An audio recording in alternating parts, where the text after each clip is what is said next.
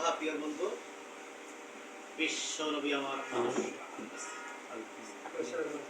উপস্থিত জাতীয় জোট কর্তৃক আয়োজিত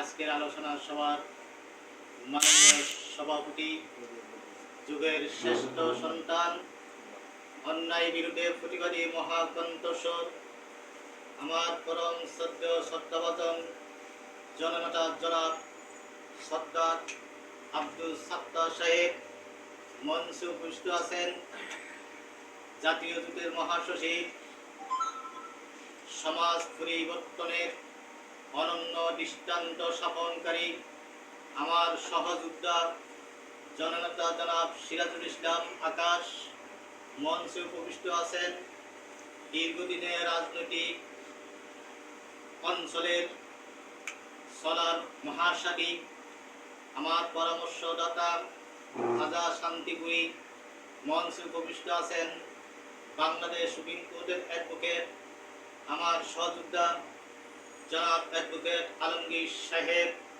মঞ্চে উপস্থিত বিজ্ঞ চেয়ারম্যান বৃন্দ এবং বিজ্ঞ রাজনীতিবিদ, সকলকে আমার পক্ষ থেকে, বাংলাদেশ মুক্তি পার্টির পক্ষ থেকে বিপ্লবী অভিনন্দন। প্রিয় ভাইয়েরা, আপনারা সবাই রাষ্ট্রপতি, সবাই মন্ত্রী, তবে সততাহীন ব্যক্তি শোষণের হাতিয়ার।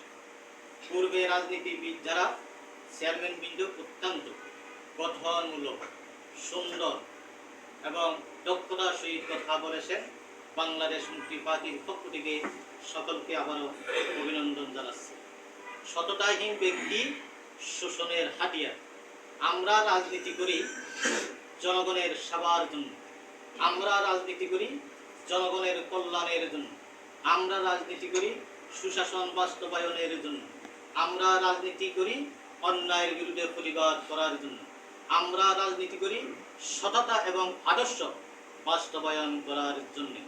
আজকে বাংলাদেশে যারা রাজনীতি করেছেন, বড় দল এবং ছোট দল যারাই করেছেন, জনগণের থেকে তারা বিচ্ছিন্ন, জনগণের থেকে তারা আলাদা, জনগণের ভাবমূর্তি তারা বুঝে না, জনগণের সেবার জন্য তারা রাজনীতি করে না, তারা নিজের আখে গুছানোর জন্যে, নিজে এগিয়ে যাওয়ার জন্যে, নিজের জীবন উন্নয়ন করার জন্য রাজনীতি করছে, জনগণের রাজনীতি করছে না। ঠিক না ঠিক? আমার ভাইয়েরা বলে গেছেন দুর্নীতি, ওরা নিজেরা দুর্নীতি করে বড় লোক হচ্ছে, জনগণের সেবা করবো কি করে? এই জন্য রাজনীতিবিদেরা যদি আপনার সততা থাকতো, ঐক্য থাকতো এবং জনগণের কল্যাণের জন্য এগিয়ে আসতো, তাহলে আজকে বাংলাদেশে দেখেন এ টু জেড একের পরে এক দুর্নীতি কিভাবে হচ্ছে, সন্ত্রাস কিভাবে হচ্ছে, হাজার কিভাবে হচ্ছে, দর্শন কিভাবে হচ্ছে, খুন কিভাবে হচ্ছে। একটা সেক্টর নাই, ওই সেক্টর শান্তিকামী ভাবে শান্তিপূর্ণভাবে কাজ করতেছে। সব বাংলার সকল সেক্টরে দুর্নীতি আর দুর্নীতি মহা দুর্নীতির পরিণত হয়ে চ্যাম্পিয়ন হচ্ছে। ঠিক না ঠিক বলে? তাই আজকে আমাদেরকে শোষণমুক্ত রাজনীতি করার জন্য, সততাভাবে এগিয়ে আসার জন্য আমি আজকে যারা আছি ঐক্যবদ্ধভাবে কাজ করার জন্য আহ্বান জানাচ্ছি। এই জন্য বলছি, সততাহীন ব্যক্তি শোষণের হাতিয়ার। যার সততা নাই তার শোষণ ছাড়া কিছু নেই, যার সততা নাই সে অন্যায় করতে কোনো দ্বিধাবোধ করবে না। তাই আজকে এই ঐক্য কতটুকু থাকে আমি জানি না। শান্তিপুরী সাহেব বলছেন, অ্যাডভোকেট আলমগীর সাহেব বলছেন।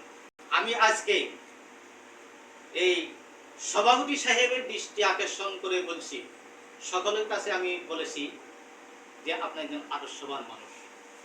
এই আদর্শ কতটুকু টিকে থাকে, সততা কতটুকু টিকে থাকে এবং দুর্নীতি মুক্ত মনোভাব এগিয়ে নেওয়ার জন্য কতটুকু টিকে থাকা, সেটা আজকে প্রশ্ন। আমি আজকে আমদাদুল হোসেন সজল, অ্যাডভোকেট আলমগীর সাহেব এবং আব্দুল রাজ্জাক সাহেব, আমার পরম শ্রদ্ধেয় ভাই খাজা মহিবুল্লাহ শান্তিপুরী সহ এবং ইসমাইল হোসেন মুসলমান ভাষা সহ ওদেরকে আপনার আদর্শকে উপস্থাপন করে আপনার সাথে ঐক্য করার জন্য এসেছি। এখন এই দল দলের চেয়ারম্যানগুলোকে যে নিয়ে এসেছি, আপনি কতটুকু সফলতা অর্জন করতে পারেন সেটা আজকে আমার প্রশ্ন। আমি ছোট্ট একটা উদাহরণ দিই।